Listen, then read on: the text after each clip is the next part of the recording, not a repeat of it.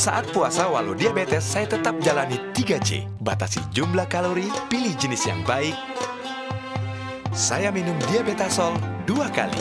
Sebelum tidur dan sahur. Selamat berpuasa.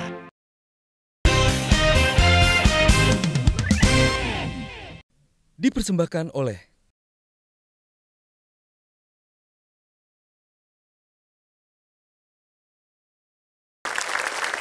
Sepertinya sudah tradisi ya setiap tahunnya kenaikan harga pangan jelang lebaran yang tidak stabil.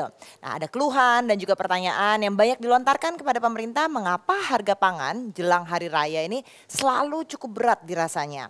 Bagaimana jawaban atas pertanyaan ini hanya di Q&A. Saya Andini Effendi, jangan ragu bertanya karena setiap pertanyaan selalu ada jawaban. Kita ngomongin harga bahan pangan ini pasti lagi rame. Yang paling ngerasa ini sebenarnya ibu-ibu atau bapak-bapaknya? Dua-duanya gitu. Oke, kalau pertanyaannya ini adalah apakah nih harganya nanti akan naik lagi atau cenderung stabil? Coba kita lihat video berikut ini. Kami melaporkan kepada Bapak Presiden dan Bapak Wakil Presiden mengenai kesiapan menghadapi memasuki bulan suci Ramadan dari ketersediaan dan harga bahan pokok, terutama bahan pokok. Jadi dari sisi harga sudah mulai menurun seiring dengan tersedianya pasokan. Kemudian yang kedua, kami juga melaporkan mengenai bagaimana caranya agar harga pada masuk paling lambat karena Bapak Presiden memerintahkan sebelum memasuki puasa harus turun kembali normal. Pak Enggar, jadi ini udah pasti nggak ada akan kenaikan harga lagi selama bulan Ramadan ini? Naik atau tidak harga ada dua hal. Yaitu yang pertama, ini hukum besi di supply dan demand ya Bu ya. Yang kedua adalah tergantung dari Metro akan memframing berita naik atau tidak. Kalau tidak ada framing berita naik, maka masyarakat akan tenang. Oke. Kita kumpulkan ini ada pendapat masyarakat dan juga pedagang yang punya keluhan nih. Coba kita dengarkan. Ini harga telur ada mengalami kenaikan nggak sih Mas? Kenaikan awalnya dari 22 sekarang udah 27 per kilo. Ya, udah berlangsung berapa lama? Udah seminggu. Pak, ini harga daging sendiri mengalami kenaikan nggak Pak jelang Ramadan? Oh, kalau saat sekarang belum. Ya mungkin kalau munggah kurang tahu dah ya. Kalau saat ini masih biasa, harganya masih stabil. Daging ayam sekarang berapa Bu? Sekarang 42. Biasanya? Biasanya 38. Itu kenapa Bu? Karena harganya mau bulan Ramadan. Naik Bu harganya? Harganya naik. Kalau buat hari mau puasa biasanya ada peningkatan. Berapa tuh Pak? Paling sekitar 13-14 lah. Itu harganya udah, itu kan udah harga biasa gitu kan. Menjelang Ramadan itu harganya udah ada penaikan. Ya, tadi kita sudah dengarkan keluhan baik itu dari pembeli maupun pedagang, tapi benar tadi kata Ibu Eni. Jadi sebenarnya kalau dikatakan tadi datanya menurun, tapi kalau kita secara kasat mata di pedagang justru harganya naik begitu.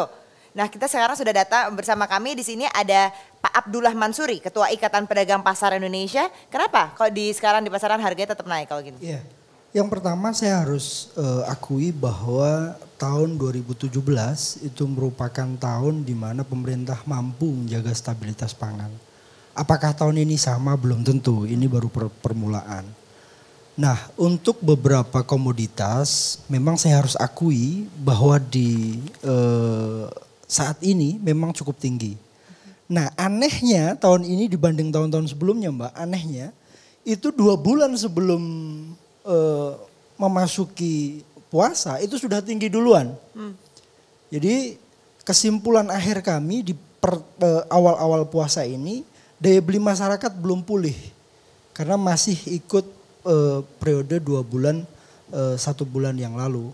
Khusus untuk ayam dan telur memang ini harus mendapatkan perhatian khusus. Karena dari 2 bulan, dari sebulan terakhir ini memang harganya cukup tinggi dan sulit untuk ditekan turun. Sisanya memang lebih stabil dibanding tahun-tahun sebelumnya. Iya, oke. Mbak Bintang. Iya. kalau misalkan memang ini benar efektif dari Satgas Pangan, apakah ini berarti permasalahannya sebenarnya di jalur distribusinya begitu?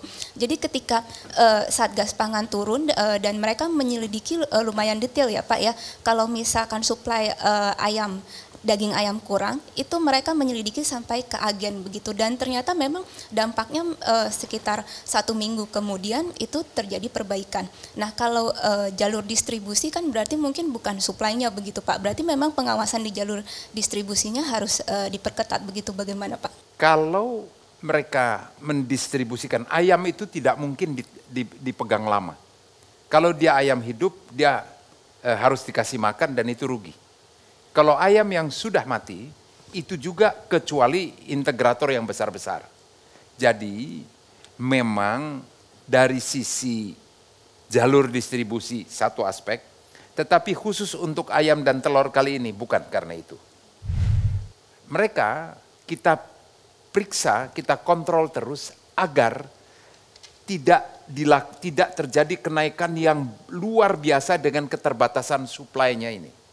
Saya ke Pasar Wonokromo diteriakin oleh para pedagang, hanya 30% disuplainya. Saya cek kepada peternaknya, mulai dari peternak mandiri dan sebagainya, ya memang itu. Ada beberapa penyebab, salah satu penyebabnya adalah di satu sisi kita membuat kualitas ayam dalam tanda kutip itu lebih sehat, tidak terkontaminasi dengan pakan yang mengandung antibiotik yang tinggi, tetapi konsekuensinya adalah tingkat kematiannya lebih tinggi. Karena tidak disiapkan kandang yang cukup sehat. Beda satu daerah dengan daerah lain. Malang, dia dekat dengan Blitar, dan kemudian di daerah yang dekat dengan Boyolali, harga itu lebih murah. Karena disitulah sumber dari ayam dan telur itu. Dipersembahkan oleh